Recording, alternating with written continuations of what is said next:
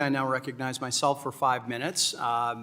Ms. Romero-Rainey, you testified this morning that when banks fail, a speedy resolution is critical, which fully agree with, and you had said that the FDIC should not, quote, pick winners and losers.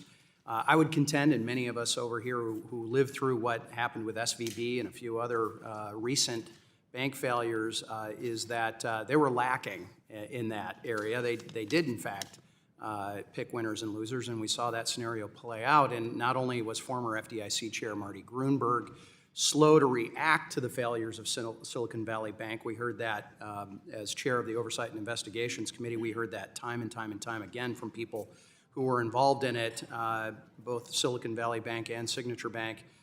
When it came to the First Republic, he allowed their assets to be purchased by a large U.S. bank rather than rather than putting it out for bid and really having a reinforcement of the competitive nature of the banking landscape. And I want to know, are there ways that you think the FDIC specifically could improve the bidding process that would include everybody in that failed bank assets when those unfortunate occurrences happen? Yes, and I appreciate the question. I think there's many ways for us to examine what is required under least cost resolution that in time of a failure would ensure that, one, we're not simply allowing the largest banks in this country to grow even larger, that we're taking into account the unique needs of the communities and the customers they serve, and looking at the concept of least cost resolution to be defined over a period of time, not in just that singular moment. So this is something we would welcome engagement with the committee on. Do you believe community banks have the ability, and are they in a position to absorb the assets of banks like this? Absolutely, and I think as we reflect on these situations, there were many examples of smaller banks that were willing to bid, that again, if there were more flexibility and a willingness to look at least cost over, again, an extended period of time, multiple banks with unique ties to those communities could have stepped up to the plate and ensured a better resolution for those customers. In 2018, this committee passed, on a bipartisan basis actually, some relief to those community banks.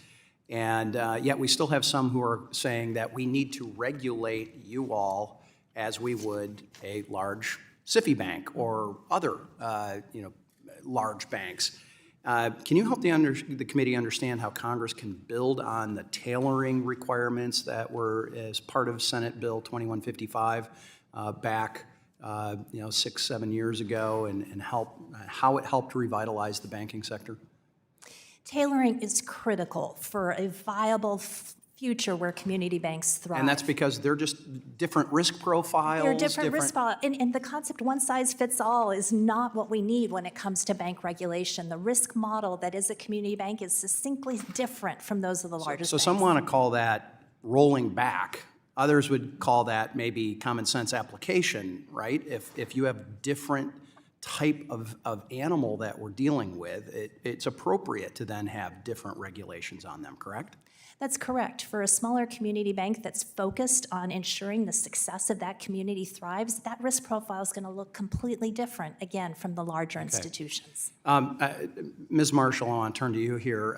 In a recently released survey of the Conference of State Banking Supervisors, community banks listed regulations as one of their chief external risks. Is that what you're seeing in Arkansas and among your other colleagues? Yes, sir, absolutely, and I appreciate the point to the sentiment index survey that in our community bank survey where regulatory burden is highlighted as one of the #1 risk facing institutions. And when I go out and visit with my banks, whether it's in Western Arkansas or Eastern Arkansas or my colleagues across this country, I can assure you that is top of mind for them. So I think I know the answer to this, but you wouldn't say that Senate Bill 2155 actually caused these previously mentioned banks to fail?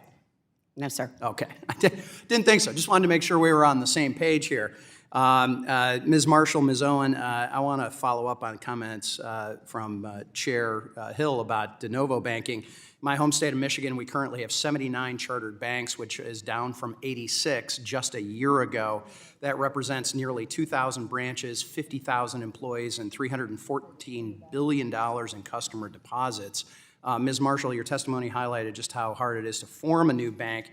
I'm hearing that same message from back home. So what can we do, the consequences, what's going to be the consequences? My time is expiring, but very quickly. I think if the you could message answer around that. tailoring is appropriate and get away from process-driven examinations. Great, thank you. And I know we have a title of making community banking great again, but ultimately it's all of our goal to make sure that credit is available and through access, whether it's credit unions, you all, those are those communities that really where the rubber hits the road. So with that, I recognize the gentleman from California, Mr. Sherman.